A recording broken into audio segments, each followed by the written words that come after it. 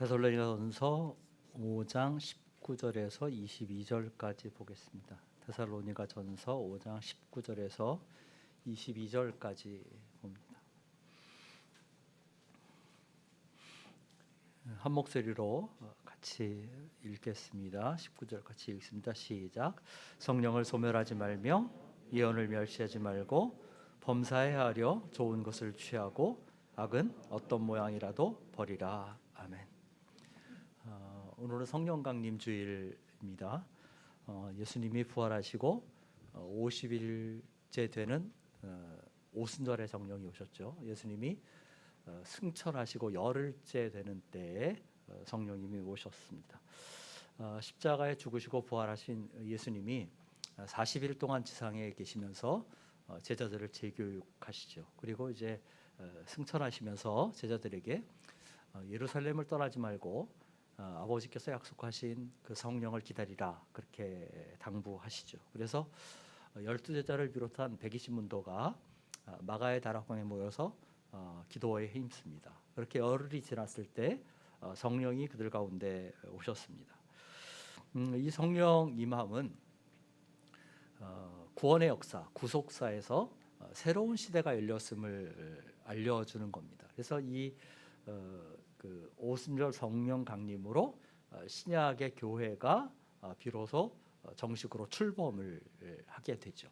우리가 예수님의 오심을 기점으로 사실 신약을 잡지만 구원의 새 시대, 또 선교의 시대, 복음이 천하 만민에게 전파되는 시대가 열린 것은 바로 이제 성령의 오심으로 본격적으로 시작이 됐다 이렇게 얘기할 수 있습니다.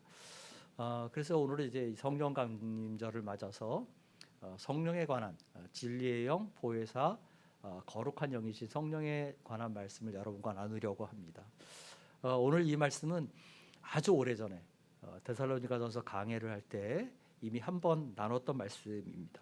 오늘 말씀의 요지는 본문 설교 제목대로 성령을 소멸하지 말라 하는 것입니다. 그런데 이 바울이 성령을 소멸하지 말라라는 말을 할 때 어떤 문맥에서 어떤 맥락에서 이야기를 하는가 하는 것을 한번 살펴봐야만 합니다. 우리가 19절부터 읽었는데 그 앞에 5장 16절에서 18절까지 우리가 잘 아는 말씀이 나오죠. 무슨 말씀이에요? 항상 기뻐하라, 쉬지 말고 기도하라, 범사에 감사하라 하는 말씀입니다. 이것은 아마 그리스도인들이 가장 즐겨서 암송하고 또 심지어는 좌우명처럼 삼는 그런 말씀일 거예요. 가장 사랑받는 말씀 가운데 하나일 겁니다. 뭐 그리스도인 가정이든지 아니면 무슨 그리스도인들이 운영하는 가게든지 이런 데 가면 액자에 걸려 있는 이 그 문구를 자주 봅니다. 심지어 어떤 분은 돌아가신 후에 그 묘비에 항상 기뻐라, 쉬지 말고 기도하라, 범사에 감사하라 이 문구를 새겨 넣기도 합니다. 어떤 말씀은 어떤 면으로든 간에 그리스도인들이 가장 사랑하는 말씀 가운데 하나가 이 5장 16절에서 18절까지의 말씀이에요. 그런데 이 말씀을 생각하면서 정작 우리가 그 말씀대로 얼마나 살고 있는가 이렇게 물어보면 우리는 참 부끄러운 마음을 갖게 됩니다. 특별히 항상 그냥 바울이 기뻐하라, 기도하라, 감사하라 이렇게 말했으면 괜찮은데 그 앞에 수식어를 붙였어요. 뭐라고요? 항상 기뻐하라. 기도하는데 쉬지 말고 기도하라. 감사하는데 범사에 감사하라. 이렇게 이야기를 합니다. 그래서 이 항상이라는 말과 쉬지 말고 범사에라는 그 앞에 붙은 수식어에 딱 직면을 하면 우리는 무슨 생각을 갖게 되냐면 이것은 불가능한 일이구나라는 생각을 갖게 돼요. 이것은 나와는 상관없는 이야기다라고 생각할지도 모르겠습니다. 이 범사에 쉬지 말고 항상이라는 이 조건은 인간의 자연적인 본성으로는 극복할 수 없는 한계예요. 충족시킬 수 없는 요건입니다. 그걸 바울도 잘 알았을 거예요. 그런데 여기에 왜 이 말을 했을까? 바로 이어서 그래서 바울이 뭐라고 말하는 겁니까? 성령을 소멸하지 말라라고 말하는 거예요. 그러니까 우리가 항상 기뻐하고 쉬지 말고 기도하고 범사에 감사할 수 있는 비결이 어디 있는 거예요? 성령에게 있다 하는 것입니다. 성령의 능력과 도우심을 힘입어야만 그렇게 할 수 있다는 거예요. 한번 생각해 보세요. 우리가 성령의 9가지 열매를 얘기합니다. 그죠? 그런데 성령의 9가지 열매 가운데 뭐가 있어요? 희락이 있어요. 기쁨이 있습니다. 그러니까 성령을 우리 마음에 기쁨을 주시는 영이에요. 그러니까 성령이 충만하면 어떻게 돼요? 기뻐할 수 있게 되죠. 그죠? 또 성령은 우리의 기도를 도우시는 영이죠. 그래서 바울은 에베소서 6장 18절에서 모든 기도와 간구를 하되 항상 성령 안에서 기도하라. 성령 안에서 간구하라. 이렇게 얘기를 합니다. 그러니까 우리의 기도가 하나님께 상달이 되려면, 우리가 하나님 앞에서 하나님의 뜻에 따라 바른 기도를 드리려면 어떻게 돼요? 성령의 도우심을 입어야 돼요. 그렇죠?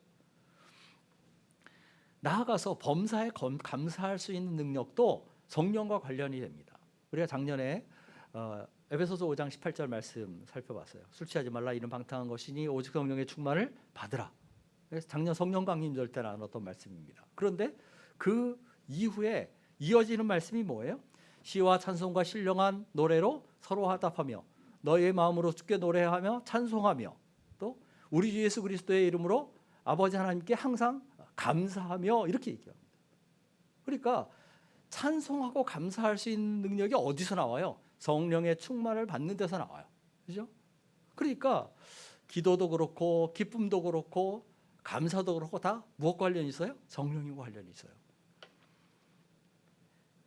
특별히 조건과 상황을 초월해서 늘 있는 기쁨, 늘 끊임없이 구하는 기도, 항상 무슨 일이든지 감사하는 그것은 성령님이 아니고는 불가능한 일이라는 것입니다. 그래서 바울은 항상 기뻐하라, 쉬지 말고 기도하라, 범사에 감사하라 하고 끝나는 게 아니라 그 다음에 성령을 소멸하지 말라라고 말씀하는 것입니다.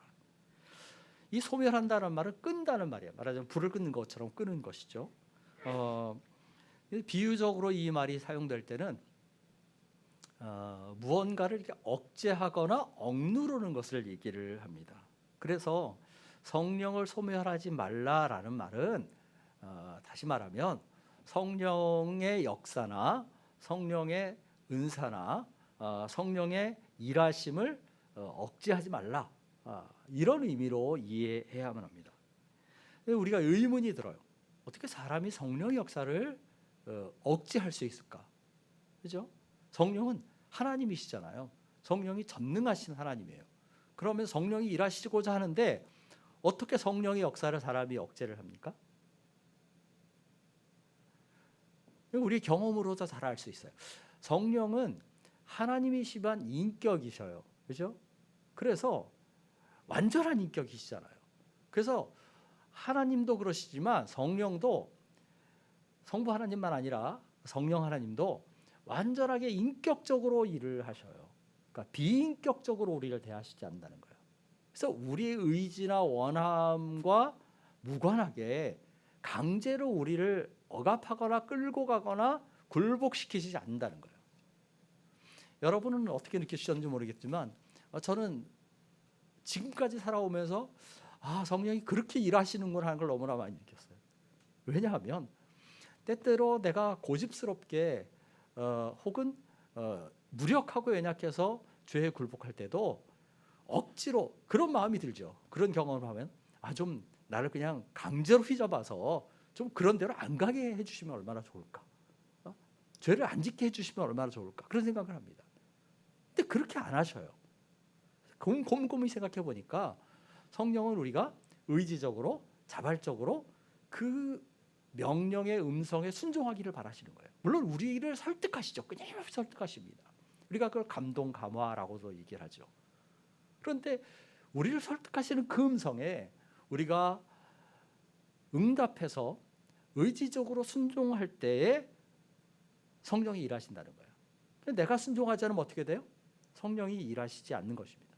그것이 곧 성령을 소멸하는 것이에요. 이 말을 잘 이해해야만 합니다. 우리가 성령이 소멸된다고 하니까 잘못 이해하면 성령 자체가 사라지는 것처럼 그렇게 생각하면 안 됩니다. 성령님의 존재 자체를, 하나님이신 성령의 존재 자체를 우리가 좌지우지할 수 없어요. 이것은 아까 말한 것처럼 성령의 역사나 일하심을 우리가 제한하는 것입니다. 아주 쉽게 말하면 우리가 성령을 부인하고 거부하면 성령이 우리 안에서 일하시지 않는다 하는 것입니다. 자, 그렇게 우리가 성령을 소멸하게 되면 어떤 일이 벌어져요? 기뻐할 수 없게 되죠. 우리가 기도도 할 수 없게 됩니다. 마음의 감사가 사라집니다. 또 어떤 면에서 우리가 성령을 소멸하면 그리스도인의 삶 자체가 불가능하다 그렇게 얘기할 수 있어요. 왜냐하면 우리가 그리스도인으로 거듭나는 것이 누구로 말미암은 거예요? 성령으로 말미암은 것입니다. 그 이후에 마지막 날 하나님 앞에 갈 때까지 이 그리스도인의 삶의 여정 전체는 누구에 의해서 이루어지는 거예요? 성령님의 인도하심을 따라 이루어지는 거예요. 우리를 거룩하게 하시는 역사, 그것이 우리 일평생 진행되는 것입니다. 죄와 세상과 사탄과 싸워서 승리하게 하시는 것도 성령님이에요. 그러니까 우리가 만약에 삶 속에서 성령을 소멸한다면 어떻게 돼요? 그리스도인의 삶 자체가 불가능하다 하는 것입니다.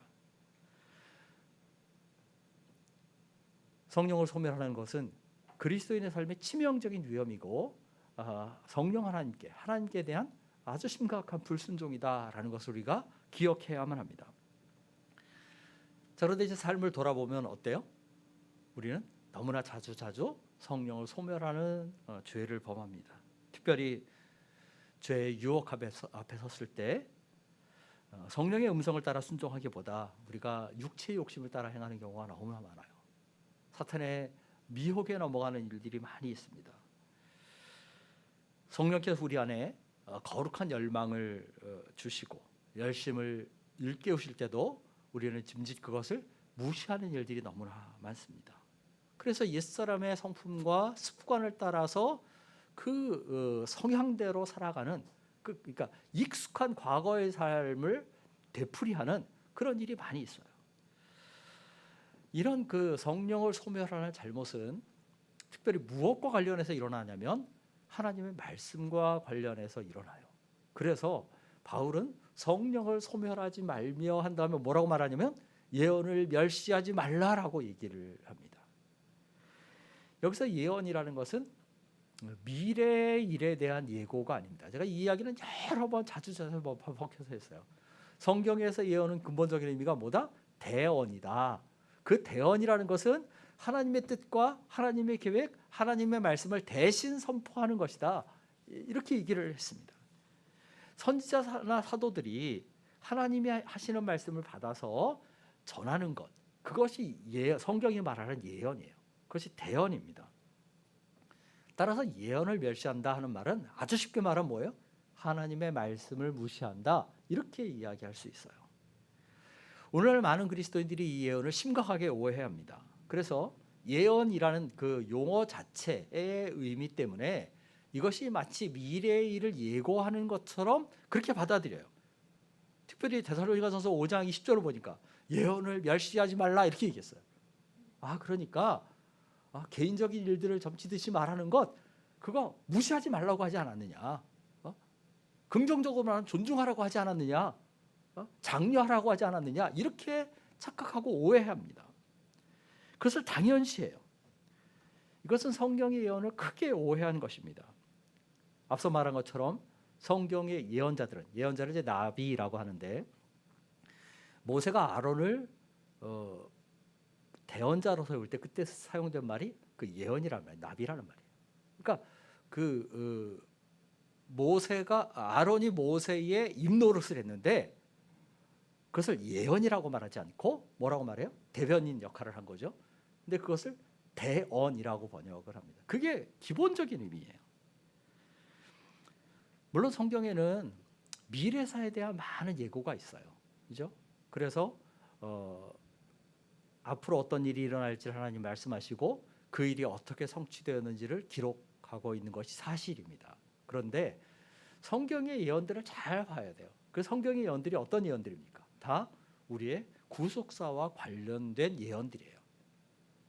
우리가 그 사람 어떤 개인의 일에 관한 예언처럼 생각될지라도 그것은 하나님이 구속의 계획을 이루기 위한 하나님 나라의 전체 역사를 기록하다 보니까 그 이야기를 기록한 것이지, 그 사사롭게 개인의 일에 대한 이야기가 아니라는 겁니다.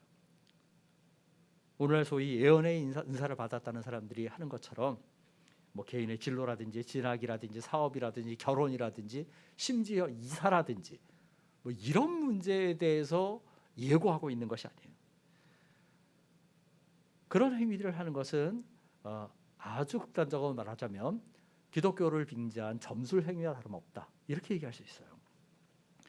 자, 한번 이성적으로 한번 생각을 해보세요. 하나님이 그런 예언을 허락하셨고 만일 거기에 따라 그리스도인이 사는 것이 정당하고 그렇게 살게 하셨다면 왜 이 땅의 그리스도인들이 다 성공하고 잘 살지를 못합니까? 그죠? 그럼 그리스도인들은 진학의 실패라는 건 있을 수가 없을 거예요. 예언하는 대로 딱딱 지원하면 그대로 합격할 테니까 취업 실패라는 건 맛보지 않을 겁니다. 그죠? 뭐 결혼에 실패하는 사람도 없을 거예요. 소위 예언한다는 분들에게 물어보면 정확한 답을 알려줄 거 아닙니까? 그대로만 살면 걱정이 없겠죠. 근데 그런 일은 우리에게 있지 않아요. 물론 특별한 경우나 비상한 때에 하나님이 우리에게 비상한 방법으로 말씀하셔요. 그게 뭐예요? 때때로 꿈이나 음성이나 환상이나 아주 특별한 은혜를 우리에게 베푸시는 경우가 물론 우리의 삶에 있어요. 근데 그건 어떤 경우냐면 말 그대로 비상한 때예요. 일반적인 때가 아니라. 그리고 어떤 경우는 하나님 우리를 지켜보다가 너무너무 그대로 놔두면 너무너무 안 되겠으니까 최후의 수단으로 그렇게 쓰실 수가 있어요. 근데 평상시에는 그렇게 살도록 하지 않았습니다. 예전에 한번 이야기를 했는데 한번 생각을 해보세요. 예수님이 이 땅에 사시면서 행하신 기적 가운데 물로 포도주를 만드신 일이 있어요. 그죠? 예수님 물로 포도주를 만들어 드셨어요. 그죠? 또 오병이의 기적을 베푸셨어요. 그죠? 약 조금의 양식을 가지고 많은 사람들을 그걸 불려서 그렇게 먹었습니다. 또 어떤 때는 갈릴리 호수를 걸어서 건너가시기도 하셨어요. 그렇죠? 또 가버나움에 가셨을 때는 어떤 사람들이 성전세를 받는 사람들이 베드로에게 이의를 제기하죠. 왜 너희 선생님은 성전세를 안 내냐? 그러니까 예수님이 베드로에게 뭐라고 명령하셔요? 저 바닷가에 낚시해가지고 고기 한 마리 잡아라. 그럼 거기 그 물고기 입에 한 세겔이 들었을 텐데 너와 나를 위해서 반 세겔씩 내라. 그렇게 말씀하셔요. 그 베드로가 그렇게 합니다. 자, 그러면 예수님은 이 땅에 사시면서 늘 물로 포도주를 만들어 드셨나요? 예수님이 이 땅에 사시면서 오병이 같은 기적을 베푸셨으니까 일으키시니까 늘 양식에 대한 염려 없이 그렇게 사셨을까요? 예수님은 갈릴리 바다를 건널 때 늘 걸어서 건너가셨을까요? 배를 이용하지 않으시고.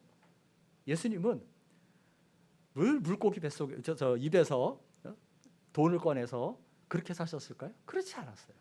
그죠? 평상시 때는 포도나무에서 나서 짜서 만든 포도주를 드시고 또 일상적으로 농사에 거둔 그런 음식을 드시고 또 공생의 이전에는 목소로서 일하면서 돈을 버시고 공생의 이후에는 후원자들의 지원을 의존해서 그 사역을 하셨어요. 예수님도 이 땅에 사시면서 평상시에 지극히 일상적인 방법으로 사신 겁니다. 이 예언의 경우도 마찬가지입니다. 우리가 건전한 사고와 판단력을 따라 결정하고 거기에 따라 바른 삶을 살도록 하신 것이 하나님의 섭리고 방법이에요. 이것이 우리에게 이성을 주신 이유입니다. 그렇지 않다면 우리에게 이성을 주실 필요가 없죠. 근데 왜 이성을 주셨을까요? 내가 사고하고 생각하고 판단하고 결정하고 선택해라 라고 하신 것입니다. 점치듯이 그런 예언에 의존해서 산다면 우리에게 주신 이성이 아무 쓸모가 없을 것입니다. 자, 이야기가 길어지지만 한마디로 말하면 뭐예요? 우리에게 주신 예언이라는 것은 대언이다라는 것입니다. 오늘날로 말하면 설교에 해당하는 것이에요. 성경 말씀을 선포하고 전하는 것입니다. 예언을 멸시하지 말라 하는 말은 뭐냐면 기록된 하나님의 말씀과 또 선포되는 하나님의 말씀 그것을 무시하지 말라라는 것입니다. 그 말씀을 거부하지 말고 귀를 기울여 들어라라는 거예요. 하나님 말씀은 하나님이 저나 여러분에게 은혜를 베푸시는 굉장히 중요한 수단입니다. 하나님이 우리에게 은혜를 베푸시는 방편을 두 가지를 얘기하기도 하고 세 가지를 얘기하기도 해요. 근데 세 가지를 얘기하면 말씀과 성례와 기도 이렇게 얘기를 합니다. 그죠? 그런데 자, 말씀과 성례와 기도 혹은 이제 두 가지를 얘기하면 말씀과 성례 이렇게 얘기를 합니다. 그런데 생각해 보세요. 말씀과 성례 기도 가운데 뭐가 가장 중요할까요? 말씀이 가장 중요해요. 왜 그럴까요? 이 말씀이 없으면 성례가 어떻게 돼요? 성례가 미신적이 됩니다. 그 가장 대표적인 예가 가톨릭 교회의 성례전이에요. 그죠? 화채설도 주장하고 뭐 하여튼 그 행하는 예식을 보면 굉장히 어떤 성경의 가르침과 어긋난 그런 모습들을 많이 보게 되거든요. 그러니까 말씀이 없으면 성례는 미신적이 돼요. 말씀이 없으면 기도가 어떻게 돼요? 이건 신비주의로 그렇게 잘못될 위험이 있어요. 그러니까 말씀이 가장 중요합니다. 그러므로 예언을 멸시하게 되면, 하나님 말씀을 거부하거나 무시하게 되면 우리가 하나님 주시는 은혜의 방편을 제대로 받아 누리지를 못하게 돼요. 이건 신앙의 커다란 위험을 초래하는 일입니다. 따라서 언제나 진지하고 겸손하게 하나님 말씀을 받아야 돼요.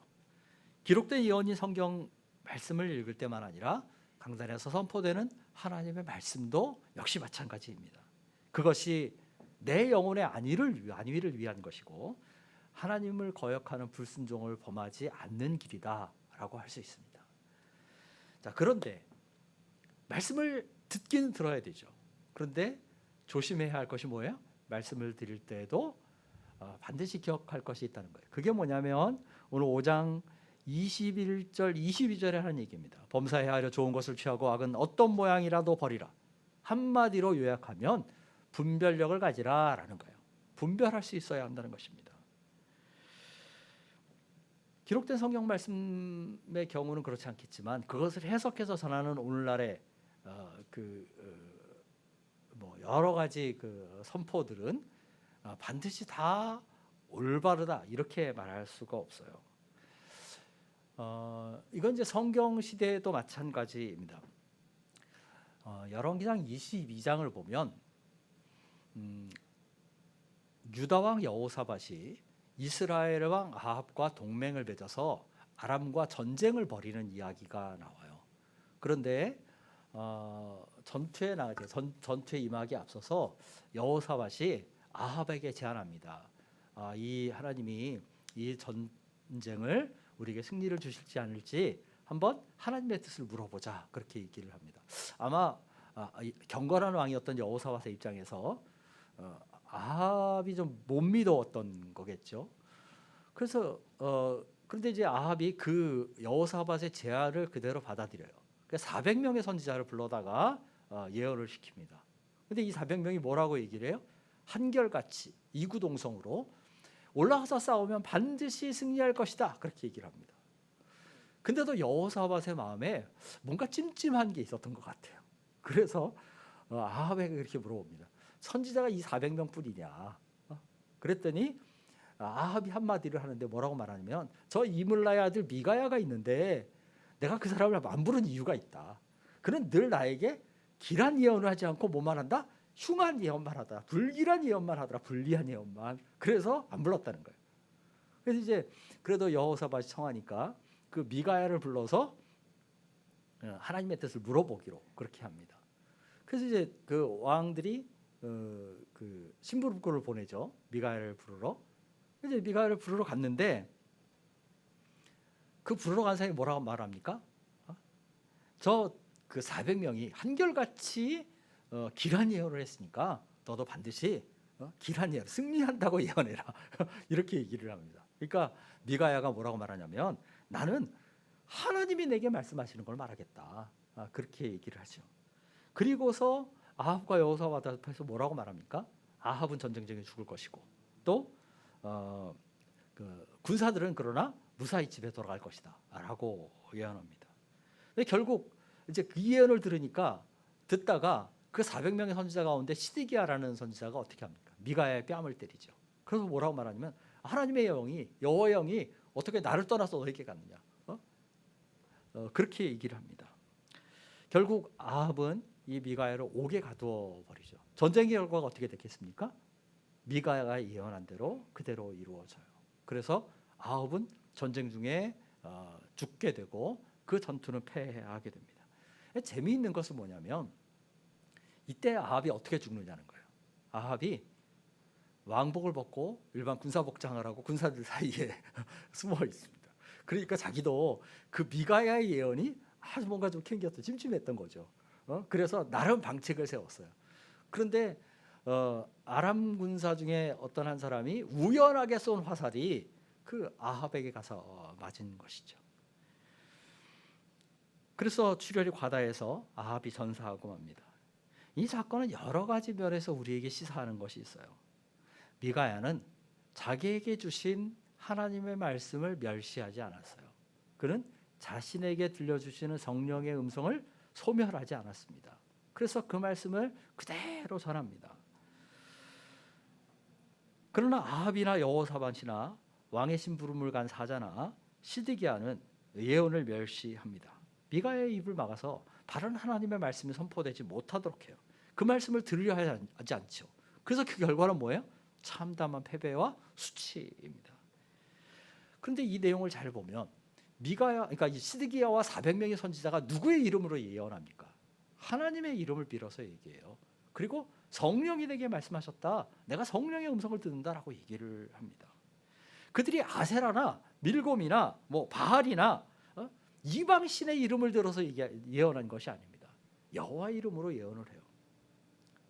그러나 그것은 거짓 예언이었다는 거예요. 그냥 사람이 듣기에 좋은 말을 들려주는 것이죠. 그러니까 그 사람이 듣고 싶은 말을 하는 것이죠. 수로 볼 때는 400대 1이라는 뭐 상대가 안 되는 그런 싸움이었어요. 그런데 하나님의 진리는 수에 의해서 좌우되지 않는다는 것을 다시 한번 여기서 보여줍니다. 이 사건을 통해서 우리가 오늘 얻을 수 있는 교훈이 뭡니까? 오늘날도 여전히 하나님의 이름을 빙자해서 성령을 빙자해서 행해지는, 또 때로는 성경 구절을 들먹이면서 말씀을 전한다고 하는 일들이 많이 있다는 거예요. 그런데 그 말씀이 다 하나님의 말씀이 아닐 수도 있다는 것을 우리가 알아야 돼요. 그래서 분별력이 있어야 되죠. 특별히 오늘날 이단이 많이 횡행하는 것을 우리가 보게 됩니다.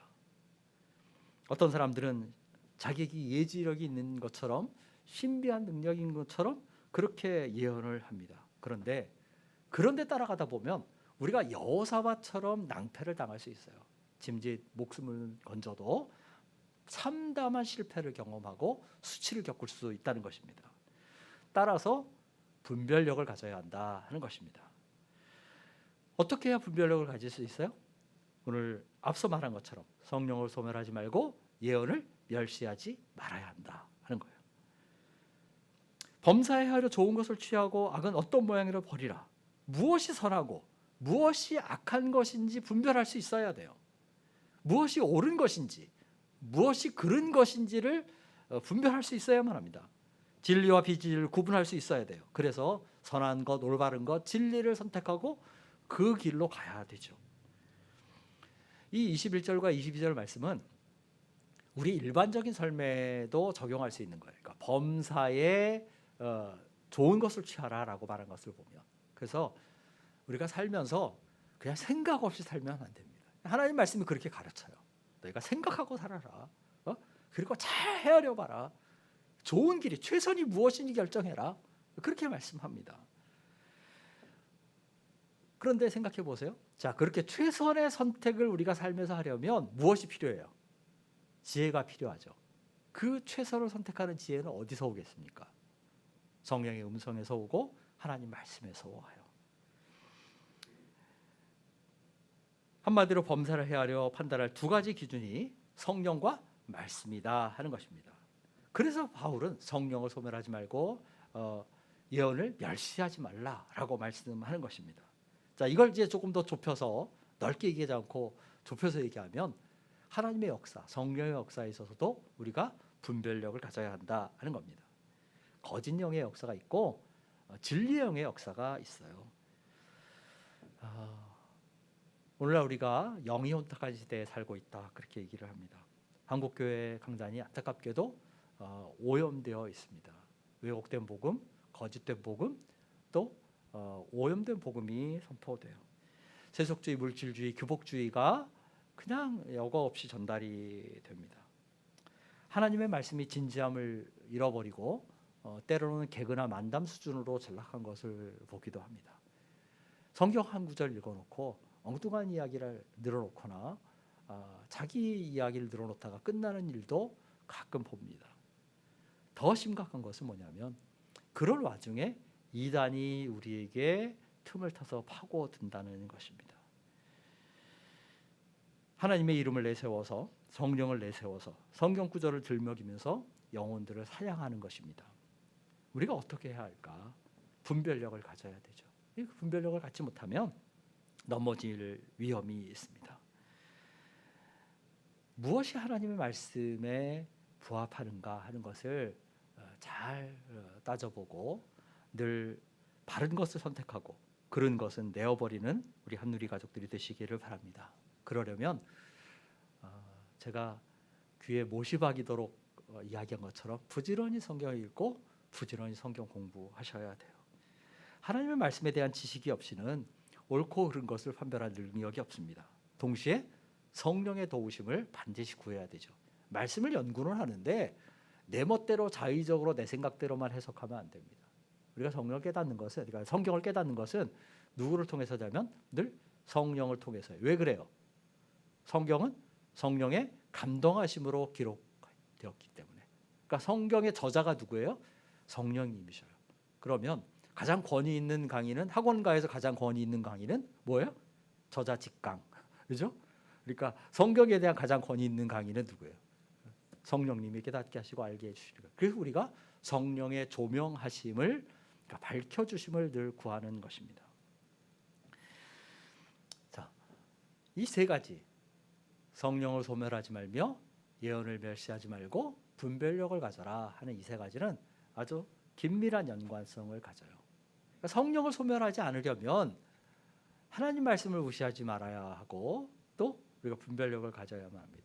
반대로 우리가 분별력을 갖기 위해서도 성령을 소멸하지 말고 예언을 멸시하지 말아야만 합니다. 많은 이야기를 했지만 이 짧은 말씀을 그대로 기억하고 사는 것이 좋겠습니다. 성령으로 소멸하지 말며 예언을 멸시하지 말고 범사에 하여 좋은 것을 취하고 악은 어떤 모양이라도 버리라. 아멘. 189장 찬양하겠습니다.